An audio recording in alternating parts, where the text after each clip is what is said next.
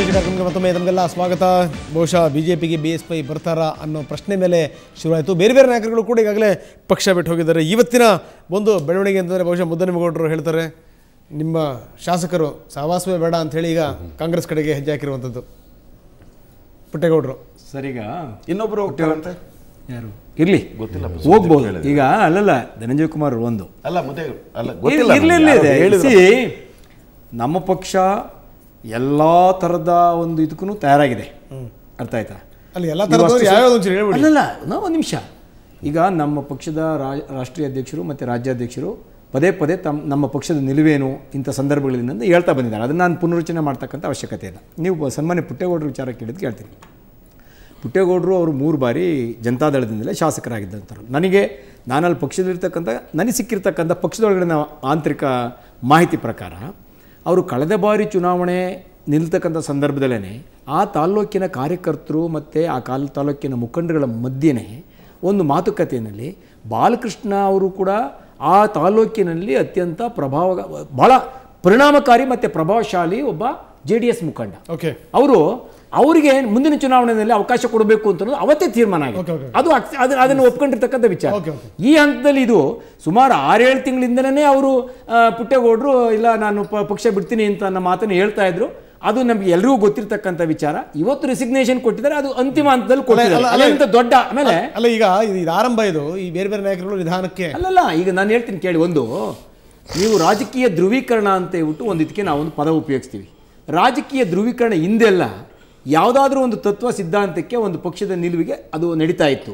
ಈಗೇನಾಗಿದೆ, ಅಧಿಕಾರ ಎಲ್ಲಿ ಸಿಗುತ್ತೆ, ಸೀಟ್ ಎಲ್ಲಿ ಸಿಗುತ್ತೆ ಅಲ್ಲಿ ಹೋಗ್ತೀವಲ್ಲ, ಅದನ್ನ ಡಿಫೆಕ್ಷನ್ ಪಕ್ಷಾಂತರ ಡಿಫೆಕ್ಷನ್ ಅಂತ ಏನಿಲ್ಲ, ಅದನ್ನೇ ಇವತ್ತು ರಾಜಕೀಯ ಧ್ರುವೀಕರಣ ಅಂತಿದ್ವಿ. ಇದನ್ನ ರಾಜಕೀಯ ಧ್ರುವೀಕರಣ ಅನ್ನಂಗಿಲ್ಲ, ಇದನ್ನ ಸಿದ್ಧಾಂತದ ಧ್ರುವೀಕರಣ ಅನ್ಬೋದು. ಇದು ಏನಾಗಿದೆ, ಅದಕ್ಕೆ ನೋಡಿ ಒಂದು ಹೇಳ್ತೀನಿ. ಇಲ್ಲಿ ಸನ್ಮಾನ್ಯ ಪುಟ್ಟೇಗೌಡರು ಇವತ್ತು ಏನು ರಾಜೀನಾಮೆ ಕೊಟ್ಟಿದ್ದಾರೆ, ಅದು ಒಂದು ಆಘಾತಕಾರಿ ಸುದ್ದಿ ಏನಲ್ಲ ನಮ್ಮ ಪಕ್ಷಕ್ಕೆ ಅಥವಾ ರಾಜ್ಯದಲ್ಲಿ ಹೊಸ ವಿಚಾರ ಏನಲ್ಲ. ಇವತ್ತು ಸುಮಾರು 6 ತಿಂಗಳಿಂದನೇ ಅವ್ರು ಪಕ್ಷ ಬಿಡ್ತಕ್ಕಂಥದ್ದು, ಆ ಕಾಂಗ್ರೆಸ್ನವ್ರಿಗೆ ಅವ್ರನ್ನ ಪಕ್ಷಕ್ಕೆ ಸೇರಿಸ್ಕೊಳ್ತಾರೆ ಅಂತ ವಿಚಾರ ಜನಗಳಿಗೆ ಎಲ್ರಿಗೂ ಗೊತ್ತಿರ್ತಕ್ಕಂಥ ವಿಚಾರ. ಇವತ್ತು ಅದೊಂದು ಪ್ರಕ್ರಿಯೆ ನಡೆದಿದೆ ಅಷ್ಟೇ.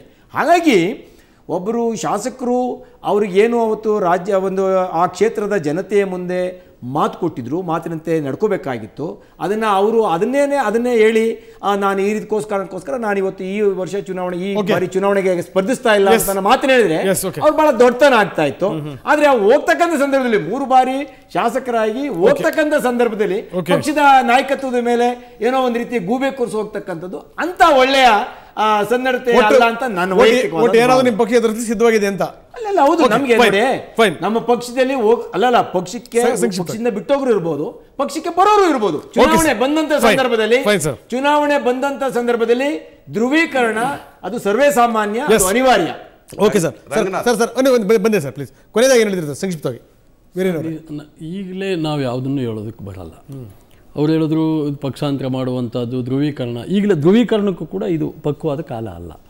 ಇನ್ನು ಎಲೆಕ್ಷನ್ ಹತ್ರ ಆದಂಗೆ ಇನ್ನೂ ಭಾಳ ಬದಲಾವಣೆಗಳು ಕಾಂಗ್ರೆಸ್ಸಿಂದ BJPಗೆ ಬರ್ಬೋದು ಅಥವಾ BJPಯಿಂದ ಕಾಂಗ್ರೆಸ್ಗೆ ಹೋಗ್ಬೋದು. ಆದ್ರಿಂದ ಈಗಲೇ ನಾವು ಈ ಧ್ರುವೀಕರಣ ಆಗ್ತಾ ಇದೆ ಅನ್ನೋದು ನಂಬಿಕೆ ನನಗೆ ಅನ್ಸೋದಿಲ್ಲ. ನನಗನ್ಸುತ್ತೆ ಏನು ಎಲೆಕ್ಷನ್ ಹತ್ರ ಆದಂಗೆ ಯಾವ ಶೇಪ್ ತಗೊಳುತ್ತೆ ರಾಜ್ಯದ ರಾಜಕಾರಣ ಅದ್ರ ಮೇಲೆ. ಮತ್ತೊಂದ್ಸರಿ ನೀವು ಇದೇ ಮಾತು ಹೇಳಕ್ ಇಷ್ಟಪಡ್ತೀರಾ? ಇವತ್ತಲ್ಲ ನಾಳೆ ಬರ್ತಾರೆ BJPಗೆ ಅಂತ ಹೇಳ್ತೀರಾ? ಸರ್, ನಾನು ಹೇಳಿದೆ ಅವರೊಬ್ಬರು ಹಠವಾದಿ, ಅವರೊಬ್ಬ ಸ್ವಾಭಿಮಾನಿ ನಾಯಕರು. ಒಂದು ಸಾರಿ ಬಿಟ್ಟು ಹೋಗಿದ್ದಾರೆ, ದೂರ ಸಾಗಿದ್ದಾರೆ, ಸ್ಪಷ್ಟ ಮಾಡಿದ್ದಾರೆ ನಾನು ಬರಲ್ಲ ಅಂತೇಳಿ. ನನಗನ್ಸುತ್ತೆ ನಾನು ಬಹಳ ಕ್ಲೋಸ್ ಆಗಿದ್ದವನು, ಅವ್ರ ನಾಯಕತ್ವ ಫಾಲೋ ಮಾಡಿರೋ. ನನಗನ್ಸುತ್ತೆ ಬರುವಂತ ಹೆಜ್ಜೆ ಹಿಂತಿರುಗಿ ಅವ್ರು ಹಾಕುದಿದ್ರೆ ಯಾಕೆಂದ್ರೆ ನರೇಂದ್ರ ಮೋದಿ ಅವ್ರ ಬಗ್ಗೆ, ರಾಜನಾಥ್ ಸಿಂಗ್ ಅದನ್ನ ಹೇಳ್ತೀನಿ. ಅವ್ರಿಗೆ ಬಹಳ ವಿಶ್ವಾಸ ಇದೆ, ಅವ್ರಿಗೂ ವಿಶ್ವಾಸ ಇದೆ. ರಾಜನಾಥ್ ಸಿಂಗ್ಗೆ ನರೇಂದ್ರ ಮೋದಿ ಅವರಿಗೆ ಬಹಳ ಆತ್ಮೀಯ ಸ್ನೇಹಿತರು. ಬಹುಶಃ ಈ ಎಲೆಕ್ಷನ್ ಅಲ್ಲ, ಅಸೆಂಬ್ಲಿ ಎಲೆಕ್ಷನ್ ಅಲ್ಲ, ಸಂಸತ್ ಚುನಾವಣೆ ಆದಾಗ ಹೊಂದಾಣಿಕೆಯ ಆಗುತ್ತೆ ಅನ್ನುವಂಥದ್ದು. ಇತ್ತೀಚಿನ ರಾಜಕಾರಣದಲ್ಲಿ ರಾಷ್ಟ್ರ ಮಟ್ಟದಲ್ಲಿ ಮತ್ತು ರಾಜ್ಯ ಮಟ್ಟದಲ್ಲಿ ಭಾಳ ಎತ್ತರದ ವ್ಯಕ್ತಿತ್ವಗಳು ಪ್ರತಿ ಪಕ್ಷದಲ್ಲಿ ಕಡಿಮೆ ಆಗ್ತಾ ಇವೆ. ಎಲ್ಲ ಪಕ್ಷಗಳಲ್ಲೂ ಇಂದಿರಾ ಗಾಂಧಿ ಕಾಂಗ್ರೆಸ್ಸಿಗಿರ್ಬೋದು, ಅಟಲ್ಜಿ BJPಗಿರ್ಬೋದು, ಅಥವಾ ಇನ್ಯಾರೋ ಜನತಾ ಪರಿವಾರಕ್ಕಿರ್ಬೋದು, ಭಾಳ ಎತ್ತರದ ನಾಯಕರುಗಳಿದ್ದರು. ಸ್ವಾಭಿಮಾನಕ್ಕೆ ಧಕ್ಕೆ ಬಂದಾಗ, ಪ್ರತಿಷ್ಠೆಗೆ ಧಕ್ಕೆ ಬಂದಾಗ ಸಾಂತ್ವನ ಹೇಳಿ ಜೊತೆ ಕರ್ಕೊಂಡು ಹೋಗ್ತಕ್ಕಂಥ ವ್ಯಕ್ತಿಗಳಿದ್ದರು. ಅವ್ರು ಹೇಳ್ದಾಗ ಕೇಳ್ತಕ್ಕಂಥ ಅನೇಕ ಜನ ಮುಖಂಡರುಗಳಿದ್ದರು. ಈಗ ಆ ರೀತಿಯ ವ್ಯಕ್ತಿತ್ವಗಳು ರಾಜ್ಯ ಮಟ್ಟದಲ್ಲಿ, ರಾಷ್ಟ್ರ ಮಟ್ಟದಲ್ಲಿ ಯಾವುದೇ ಪಕ್ಷದಲ್ಲಿ ಇಲ್ಲದೆ ಇರೋ ಕಾರಣಕ್ಕೆ ಪ್ರತಿಷ್ಠೆ ಮತ್ತು ಸ್ವಾಭಿಮಾನಕ್ಕೆ ಧಕ್ಕೆ ಬಂದಂಥ ಸಂದರ್ಭದಲ್ಲಿ ಅವರವರ ಅಸ್ತಿತ್ವವನ್ನು ಹುಡ್ಕೊಳ್ಳಿಕ್ಕೆ ಅವರವರು ಪ್ರಯತ್ನ ಮಾಡ್ತಾರೆ. ಕರ್ನಾಟಕ ವಿಧಾನಸಭೆಗೆ ಚುನಾವಣೆಗಿಂತ ಮುಂಚೆ ಅನೇಕ ಪಲ್ಲಟಗಳು ಮೂರೂ ಪಕ್ಷಗಳಲ್ಲಿ ಆಗ್ತವೆ, ಇದು ಅನಿವಾರ್ಯ. ಓಕೆ ಧನಂಜಯ್, ನಾನು ಕೊನೆಯದಾಗಿ ನಿಮ್ಮ ಪ್ರಶ್ನೆ ಕೇಳ್ತೀನಿ. ನೀವು ಹೇಳಿದ್ರಿ ಯಡಿಯೂರಪ್ಪ ಬರೋ ಸಾಧ್ಯತೆಗಳು ಕಡಿಮೆ ಅಂತ. ಹೋಲಿ ನೀವು ನಿಮ್ಮ ಸ್ಥಿತಿ ಹೆಂಗೆ ಅಂದರೆ ಈ ಸುಮ್ಮನಿಲ್ಲರಾದ್ರೆ ಇರುವೆ ಬಿಟ್ಕೊಂಡ್ರು ಅಂತಾರೆ ನೋಡಿ. ನೀವು ನಿಮ್ಮ ನಾಯಕರದ್ದೇ ಮಾತಾಡಲ್ಲ, ಆ ಸದಾನಂದ ಗೌಡ್ರನ್ನ ಎಳೆದಿದ್ದೀರಿ ಅವ್ರು JDS ಹೋಗ್ತಾರೆ ಅಂತ. ಅವ್ರು ಬಿಡ್ತಾರ ಸರಿಯಾಗಿ ಕೊಟ್ಟರು ಇವತ್ತು ಅಂತ ಅಲ್ಲ ರಂಗನಾಥ್, ಒಂದು ನಿಮಿಷ. ಈಗ ಮುದ್ದಾನ್ಮೇಗೌಡರ ಮಾತು ಕೇಳಿದೆ, ನಾನು ಶಂಕರ್ ಅವರ ಮಾತು ಕೇಳಿದೆ. ಎಲ್ಲ ಬೋಧನೆ ಮಾಡ್ತಾರೆ, ಯಾರು ಯಾರಿಗೂ ಬೋಧನೆ ಮಾಡೋ ಅವಶ್ಯಕತೆ ಇಲ್ಲ. ಮುದ್ದಾನ್ಮೇಗೌಡರಿಗೂ ಗೊತ್ತಿದೆ ಜನತಾ ಪಕ್ಷ, ಅದಕ್ಕಿಂತ ಹಿಂದಿದ್ದು ಬಿಡಿ, ದೇವೇಗೌಡರು ಜನತಾ ಪಕ್ಷದ ಅಧ್ಯಕ್ಷರಾಗಿ ಅಲ್ಲ, ನಾನು ಮುಗಿಸ್ತೇನೆ ಸಮಯದ ಒಳಗೆ. ಜನತಾ ಪಕ್ಷದ ಅಧ್ಯಕ್ಷರಾಗಿದ್ದರು, ಅಲ್ಲಿಂದ ಜನತಾ ದಳ ಆಯಿತು, ಅಲ್ಲಿಂದ ಮುಂದೆ ಅದನ್ನು ಬಿಟ್ಟು ಜನತಾ ದಳ ಪಕ್ಷ ಪಕ್ಷ ಪಕ್ಷ ಮಾಡಿಕೊಂಡು ಹೋಗ್ಲಿಲ್ವಾ? ಬೇರೆಯವರಿಗೆ ಏನು ಬೋಧನೆ ಮಾಡಿದ್ರಿ ನೀವು? ಇವರು ಆ ಜನತಾದಲ್ಲಿ ಇದ್ದವರು, ಈಗ ಕಾಂಗ್ರೆಸ್ನಲ್ಲಿ ಇಲ್ವಾ? ಯಾರಿಗೆ ಬೋಧನೆ ಮಾಡೋದು ಸ್ವಾಮಿ? ಏನದರ ಅರ್ಥ? ಅದರ ಅರ್ಥ ಏನು ಅಂದ್ರೆ ನಾವು ಮಾತ್ರ ಮಾಡಿದ್ದಾರೆ, ಇದು ಮಾತಾಡೋದು ಬೇಡ ಅಂತ ನಾನು ಎಲ್ರಿಗೂ ಹೇಳ್ತಾ ಇರುವಂತದ್ದು. ಈಗಿನ ಕಾಲದ ನಾಯಕರುಗಳು ಪಕ್ಷ ಬದಲಾಯಿಸಿದ ತಕ್ಷಣ ನೋಡಿ, ಅದಕ್ಕೆ ಕಾರಣ ಅದಲ್ಲ, ನನ್ಗೆ ಗೊತ್ತಿಲ್ಲ. BL ಶಂಕರ್ ಅವರು ಒಂದ್ಸಾರಿ ನಾವು ಆತ್ಮವಿಮರ್ಶೆ ಮಾಡಿಕೊಳ್ಬೇಕಾಗ್ತದೆ. ಇದು ಯಾಕೆ ಅಂದ್ರೆ ಇವತ್ತು ಈ ಒಂದು ಪಕ್ಷಾಂತರ ನಿಷೇಧ, ಕೇಳಿ ರಂಗನಾಥ್, ಪಕ್ಷಾಂತರ ನಿಷೇಧ ಅಂತ ಒಂದು ಭೂತವನ್ನ ನಿರ್ಮಾಣ ಮಾಡಿ ಆ ಪಕ್ಷದೊಳಗೆ ಏಕ ವ್ಯಕ್ತಿಗಳ ಒಂದು ಹಿಡಿತವನ್ನು ಸಾಧನೆ ಮಾಡಲಿಕ್ಕೆ ಹೋದಂಥ ಸಂದರ್ಭದಲ್ಲಿ ಅಭಿಪ್ರಾಯ ವ್ಯಕ್ತ ಮಾಡಲಿಕ್ಕೆ ಅವಕಾಶ ಇಲ್ಲ. ಏನು ಮಾಡಬೇಕಾಗತ್ತೆ ಆವಾಗ? ಅವರು ಬೇರೆ ಪಕ್ಷ ಕಟ್ಟಬೇಕೋ ಅಥವಾ ಬೇರೆ ಕಡೆಗೆ ಹೋಗ್ಬೇಕಾ ಯೋಚನೆ ಮಾಡುವಂಥ ಸಂದರ್ಭಗಳು ಬಂದಿದೆ.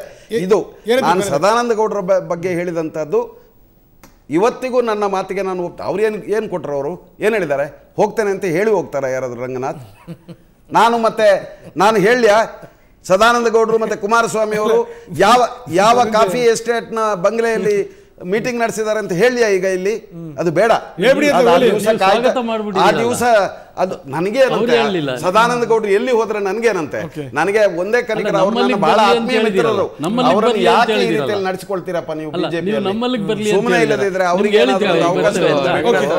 ಇದು ವ್ಯಕ್ತಿಗತವಾಗಿರ್ತಕ್ಕಂಥ ಆಚರಣ. ನಾವು ಒಂದು ವಿಷಯದ ವಿಶ್ಲೇಷಣೆ ಮಾಡಿರ್ತಕ್ಕಂಥದ್ದು, ಹಾಗಾಗಿ ನಮಗೇನು ಸರಿ ಕಾಣ್ತದೆ ಆ ರಾಜಕೀಯ ನಿಲುವನ್ನು ಸಂದರ್ಭಕ್ಕೆ ಅನುಗುಣ ನಾವು ತೆಗೆದುಕೊಂಡಿದ್ವಿ.